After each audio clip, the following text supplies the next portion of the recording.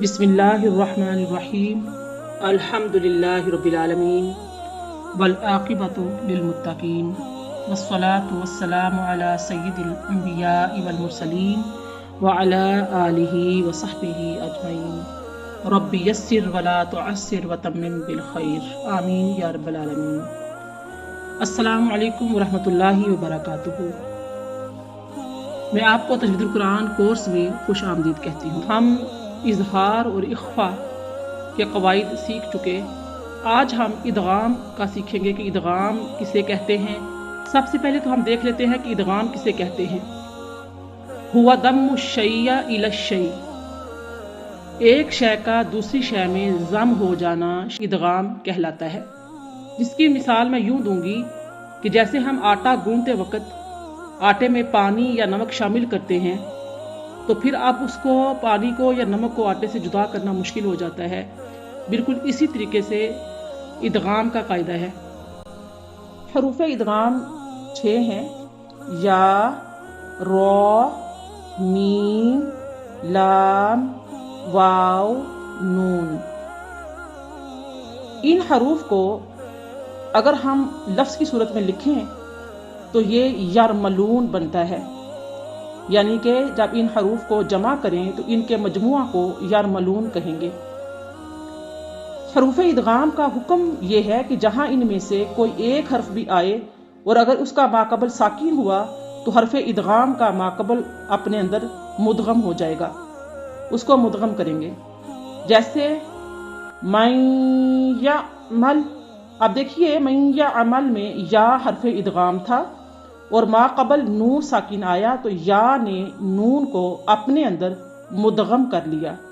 اب نون لکھا تو جائے گا مگر پڑھنے میں نہیں آئے گا۔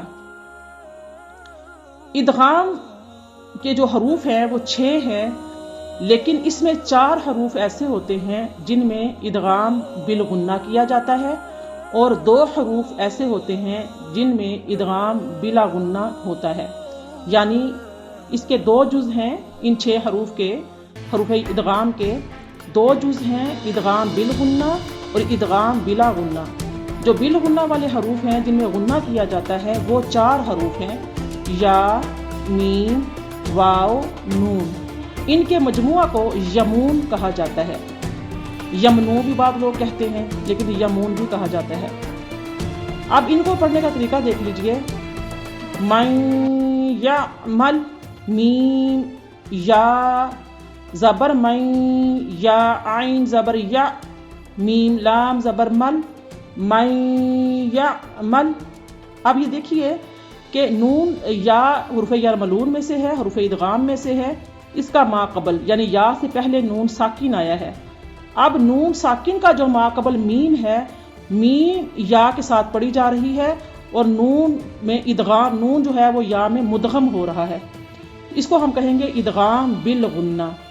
اسی طریقے سے میم کی مثال دیکھ لیجئے۔ نون ساکن کے بعد جب میم آئے گا تو ہم پڑھیں گے میم، میم زیر میم، میم الف زبر ما، میم ما، میم واو زیر میو، واو الف زبر وا، میو وا، لام زیر لی، میو والی، دال 2 زیر دن، میو والدن، میم نون زیر من، نون تو پیش نط، من نط، فا زبر فا، من نطفہ، تا 2 زیر تن، من نطفتن۔